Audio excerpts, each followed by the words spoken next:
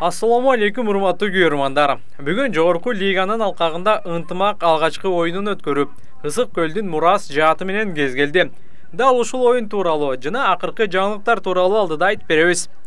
Жогорку лигада адаттагыдай 6 команда 2 тайпага бөлүнгөн. Б тайпасында Достук, Ынтымак жана Мурас командалары жайгашкан. Биринчи оюнда Достук Мурасты 11-4 эсебинде уткан. Бүгүнкү оюнда Ынтымак командасы 1-мүнөт 8-секунд дегенде эсепташты. Алгачкы салымды Өмүрбек Эсен уулу салды. Сага керектүүнүн баары сенин эркиндигиң, сенин баарлашууң, сенин тарифиң, сенин туура тандооң, сенин номер 1 мобилдик операторуң. Переходи на О. 10 мүнөттөн кийин ошол эле Өмүрбек экинчи улагын тайгазанга таамай ыргытты. 16-мүнөттө Нуржан Мелисбек уулудан пас алган Майрамбек Рыспеков 3-чү салымдын автору болду. Белгилей кетсек, бул оюнда Нуржан 83 аргымагын минип чыкты. Бирок жакшы ойното албадыбы, Айтор андан кийин лимит аргымагы менен ойноду. Кара дөөгө өзүнүн кара кушу жетишпей жаткандай. Бирок ага карабастан Нуржан коргонууда өз командасына жакшы көмөк көрсөткөнүн айтып кетели. Биринчи таймдын аягында Эрлан Төлөбеков өзгөчөлөнүп, эсеп сандарын 4-0 кылды. Экинчи таймдын 3-мүнөтүндө Аудасбек Мырзабек уулу жекеме-жекеден улакты алып чыгып, андан нары чабуулду улантып, Майрамбек менен бирге кош колдоп салым салды.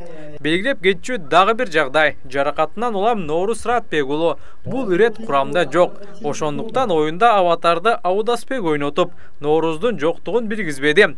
Ал эми 3-чү таймда аватар менен ортого Өмүрбек Эсен уулу дагы чыгып, оюн көрсөттү. Ноорус Ратбек уулунун ордуна команданын жетекчиси Аскат Искендеров кошулганын айтып өтөлү. Ноорус кийинки турнирге кайтып келет. Мына ошол себептен анын ордунда башка оюнчуну алууну туура көргөн жок.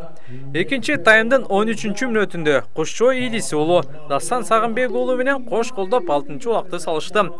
Экинчи бөлүктүн жүрүшүндө Ынтымактын жетекчиси, ошол эле кезде Ноорустун ордуна кошулган Аскат Мырза оюнга байма-бай кошулуп, таластын оюнчулары ага пас берип, ага гол киргизүүгө жардамдашты. Бирок бул нерседен экинчи таймда жыйынтык чыкпады.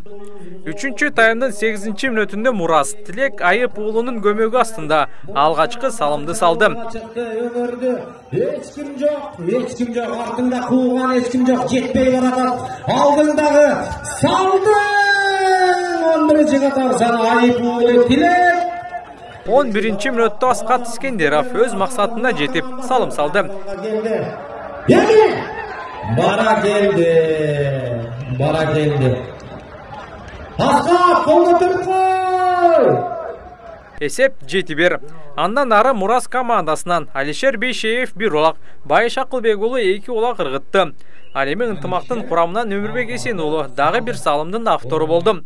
Ошентип оюн 8-4 эсебинде Ынтымактын жеңиши менен аяктады. Эми 19-мартта жекшемби күнү Достук менен Ынтымак жарым финалда күч сынайт. Ошол эле күнү А тайпасындагы экинчи жарым финалдык оюн болот. Анда Сары Өзөн Бакуат Талас менен күч сынайт.